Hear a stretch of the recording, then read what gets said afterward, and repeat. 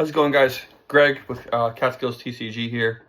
Wanted to do a little video today just on about buying and being aware when buying, and just kind of update where we're at and what's the plan going forward. So I guess we could do the going forward plan first, honestly. Still signing up for shows. Anything we can do. I'm trying to do like at least 2 per month to get started. Mostly local, mostly in Albany is what I've been doing so far. New York shows. I'm going out into Jersey in October, which is pretty cool. I'm excited about that for a 2-day show. So that's going to be awesome to do a 2-day show. Looking forward to that a lot. But yeah, there are a lot of shows popping up nowadays, and making sure that the shows that you sign up for as a vendor are legit is a huge concern, right? You don't want to pay money for a table and then find out that it's just some scam, or there was no traffic and no one came and the show was a waste, when you could have went somewhere else, So it's a huge thing to know, like, what you're getting yourself into, who's running it, has it been done before? My first show was at the Capital Region Card Show, and thankfully I heard a lot of good things about it beforehand.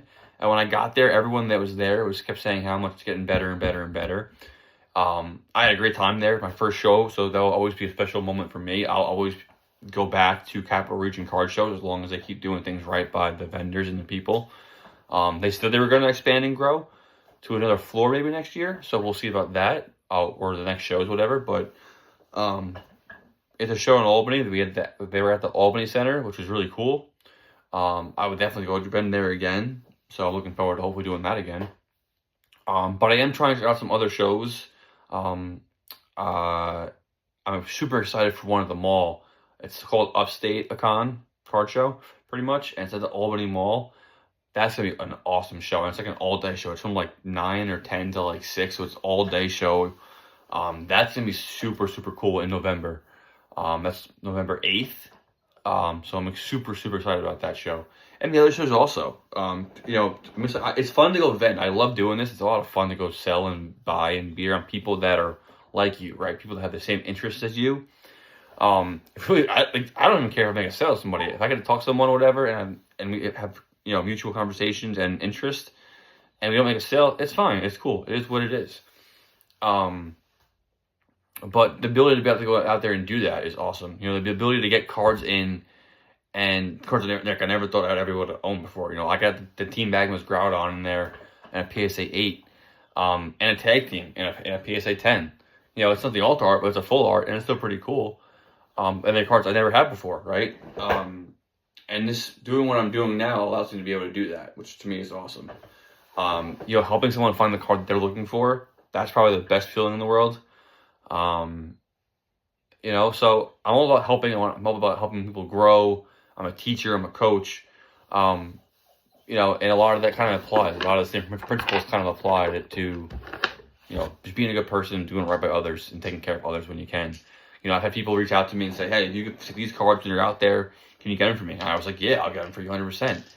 And there's cards that people were just like, hey, after the shows, I want to know what you got after your first show. And they keep supporting, and they purchased a few things off of me here and there, and I greatly appreciate that. My first video, and it wasn't really a vendor POV, it was me more showing off the deals that I made and the things that I got into inventory and how the show went. It got the most views I've had so far. And so that was really cool. I'm hoping to get a camera to be able to record and edit all that type of stuff myself, but not there yet. Obviously, I'm not running out to buy a camera right away. Starting a business in LLC is expensive. There's a lot of other costs that go into it, especially in New York State. New York is an expensive state to do anything, honestly. So I'm more worried about right now making purchases and buying inventory and everything else right now more than buying a camera. What I'm saying? I can make these videos here, and it is what it is. But for my shows that I still have, I'll still do a point of view recap of how things went, and, things like that. So that's, so I can still make content out of it, which is great. But speaking of buying inventory, things like that, at shows it's easy, right? Because it shows you people that are there to sell or buy and trade. So it's pretty easy. When you're buying off other places, you have to be careful, right? Twitter, Facebook, Instagram, make sure you extra pictures of the stuff that you're buying. Make sure it's legit. If you can ask for a timestamp, that's usually the best way to go about it. So people can't really fake a timestamp. And if they do fake it, it's pretty obvious that it's fake. And if they don't want to give you one, that's pretty telling also. So there's, you know what I'm saying? So, TCG player for the most part, I stick to ones that are more price accurate or they have photos. If a card is selling for $70 and there's one there for $50, you buy that card, A, may not get that card, or B, it may not be near mint, or it could be Chinese or Japanese or whatever it is. Like, you don't know. And obviously you can, get a refund and send it back, whatever, but it's just a headache, and whatever else. So, you got to always be smart. If it has a picture there, obviously those are the better ones to buy because you can see what it looks like. If you buy one with no picture, it can look like anything, especially if it's near mint. Luckily, I have a Charizard EX in there, the version from Paldean Fates that I got on TCG Player for $130 near mint with no pictures. I was just praying that it was near mint, and it was. And I was doing a grading mission, and I'm like, you know what? I'm gonna grade it. Why not? I'm not a huge Charizard guy, but I do like Charizard a little bit, and I think that's my favorite one from the Scarlet and Violet era. And I don't have any Charizards graded, so that was the one I graded, and it got a 10, so I'm thankful for that. But, that was extremely lucky. I'm sorry, I was looking at the card and my other cards up there. But yeah, that was lucky. On eBay and Facebook Marketplace, things are a little different.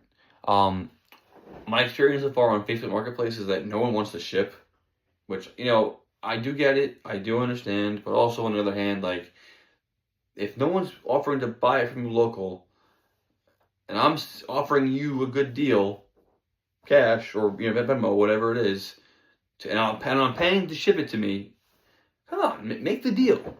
I'm sorry, I would make the deal. If I had it on Marketplace and I only had it local, with someone giving me an offer to pay for shipping. So I've had 2 people flake so far, saying they would ship, and then they just haven't. One guy said he had the cards, and he didn't have the cards. And I said to my girlfriend, if I drove an hour to go get cards, and somehow I got killed, shot, whatever, robbed, do you know how stupid that would sound? To tell my parents that I got killed over Pokemon cards, R.I.P., but what the hell, man? He died over that. It just sounds stupid to me. The world is crazy. I really don't want to drive an hour plus to go get cards. So what I did next was eBay. And the thing with that is sellers can cancel at any time. If you put a best offer in and someone accepts, they could cancel it. As a seller, I had someone send me a best offer. I accepted it. And then they sent me a message saying, hey, can you cancel the order? I'm not going to pay for this. I'm just going to decline my card or whatever. And I'm like, you sent me the offer. What? So if a buyer can do that, you better believe a seller can cancel an order and say, oh, it got damaged or I lost it or whatever. Because I've seen it happen on Twitter. You've seen it happen all the time. Just recently, I had it happen where I was afraid it was going to happen. I found 2 lots the other day one was a vintage lot and one was a more modernish lot. Had 2 megas, a couple of rainbows, but I got it for a good price. I got it for best offer. The lot was valued at over at $150, and I got it for less than $100. So, and it didn't ship out until today. Today's Saturday. I bought it on Thursday. So I was kind of waiting for the email saying, hey, we lost it, or I don't know where it is, or it got damaged, whatever, some BS excuse, right? But it went out today, so I have both lots coming to me. But it's funny because neither lot has the backs of the cards. The first lot in the description, though, does say, the value of each card, and it does say near mint. So that seller is saying that they're near mint. The second lot that I bought, it says it's near mint on the description, but when you go to click the actual read description part, it doesn't say anything about the condition. So I'm hoping they're near mint. Maybe he took the lower offer because they're not near mint. My part, I need to be better about that. But just in general, I'm learning, and we'll see. Maybe I get lucky and everything's fine. But you should really buy things that have the pictures of what it looks like on the front and the back. The more pictures, the better. The more pictures, that means that person is doing their job and trying to sell the card the right way. that's who you buy from. Person that just has a back and the front, or just a front, don't buy from them. Like, don't risk that. There's plenty of Pokemon cards out there to be bought from good sellers, whether it's on Twitter or wherever, or eBay or Instagram, wherever. Do your diligence when buying cards. Otherwise, and if you think the whole mantra of if it looks too good to be true, it is. The price, when it comes to price, it is. If someone's selling you a Evolve in the Skies booster box for $300, I promise you that box is not legit. Or the box is legit, but the packs inside aren't, or they were resealed, or XYZ. I'm telling you, it ain't legit, no matter what happens. That box up there, right there. Oh, wait. Pokemon Center, 151. If someone's selling that for $200, $300, I don't know what to tell you. That box right there, someone ever says that it's $500? No, it's not. Maybe 5 years ago. I don't think then it was, but still. So know what you're paying, know what you're buying, and be safe out there. And I'll see you guys in the next one.